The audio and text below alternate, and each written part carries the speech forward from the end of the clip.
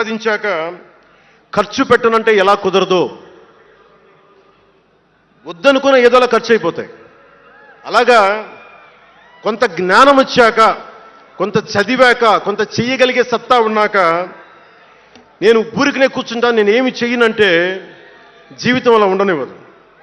అలాంటి నన్ను ఏదో సాటర్డే సండే షూటింగ్ ప్రాక్టీస్కి వెళ్ళి మెడ్రాస్ రైఫిల్ క్లబ్లో, మార్నింగ్ లయోలా కాలేజీలో జాగింగ్ చేసుకొని, ఇంటికి వచ్చి పుస్తకాలు చదువుకొని, మా వదినకి ఏదైనా అవసరమైతే పనులు చేసి పెట్టి, ఇలాంటి నేను సగటు మనిషి, మధ్యతరగతి మనిషి, అంతకుమించి వేరే పట్ల. పనగల్ పార్క్ వెళ్ళి కూరగాయలు తీసుకురావడం, వంకాయ ఎంత, తక్కాలి ఎంత, అంటే మన ఉల్లిపాయలు వంకాయలు ఎంత అని ఇట్లాంటివి తీసుకొచ్చేవాడిని.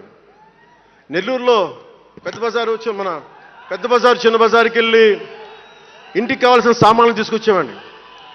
నాకు అంతకుమించి జీవితాన్ని కోరుకోలేదు నేను. అలాంటిది నేను యాక్టర్ అయ్యాను, ఈ రోజున పొలిటికల్ లీడర్ అయ్యాను, దేశమంతా గుర్తించే అయ్యానంటే ఇది ఏది కూడా నేను కోరుకుంది కాదు, నాకు ఇవ్వబడింది. అందుకే నేను కర్మే చేస్తాను, నేను ఫలితం ఆశించను.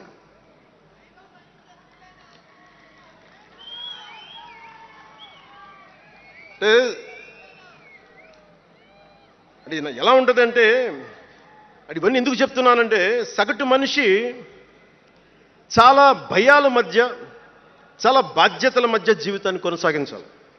ఒక మాట అంటే ఎక్కువ, ఒక మాట అంటే తక్కువ, చాలా సన్నని గీతల మధ్య బతకాలి. ఒకలాగా చెప్పాలంటే అరిటాకు లాంటి జీవితం.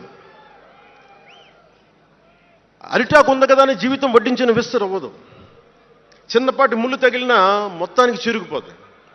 అలాంటి కోట్లాది సగటు మనుషుల ప్రభావితం చేసే సినిమా కానీ, కోట్లాది మందిని ప్రభావితం చేసే రాజకీయాలు కానీ నాకు చాలా బాధ్యతనిచ్చాయి. సినిమాలో ఎంత చెప్తే మంచిది, ఎంత చెప్తే మంచిది కాదని ఆలోచించి చేసేవాడిని. ఒక దేశభక్తి పాట పెడితే మంచిదా, ఒక క్లబ్ డాన్స్ పెడితే మంచిదా, ఈ రెండు ఆలోచించి దేశభక్తికి వెళ్ళాను నేను. అందుకే ఏం మెరా జేహానే పెట్టాను తప్ప ఓ మై డార్లింగ్ అని పెట్టలా. అంటే అంటే ఎందుకు నేను ఆలోచిస్తానంటే, మనిషి మనెవరూ శాశ్వతం కాదు. మాట అది మంచి అయినా చెడైనా, అందుకే ఆలోచించే మాట్లాడతాను ఎప్పుడు. ఈ అన్న మాట ఒక తరం 2-3 తరాలు ఉండిపోతే పర్యవసానం ఏంటి, ఎనీ పబ్లిక్ పాలసీ, ఇవన్నీ ఆలోచించి నేను జనసేన కోసం ప్రతిపాదించిన 7 సిద్ధాంతాలు చాలా మదించి, శోధించి, తర్కించి మీ ముందు పెట్టింది. సంవత్సరం కాదు, 2 సంవత్సరాలు కాదు, నేను టీనేజర్గా ఉన్నప్పటి నుంచి నాకు నెల్లూరు డైకస్ రోడ్లో డాక్టర్ కరీముల్లా గారు నాకు ఆస్మాకు వచ్చినప్పుడల్లా నాకు డెర్ఫ్లిన్ ఇంజెక్షన్ ఇచ్చేవాళ్ళు.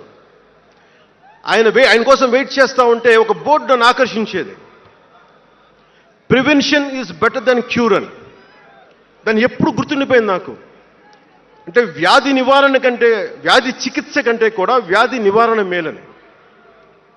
అందరూ చాలామంది అనుకుంటారు కదా, ఎందుకు నాకు చెగువెరా ఇష్టం అంటే అది కమ్యూనిజమో మావోయిజం వల్ల కాదు. ఒకడు డాక్టర్ అయ్యండి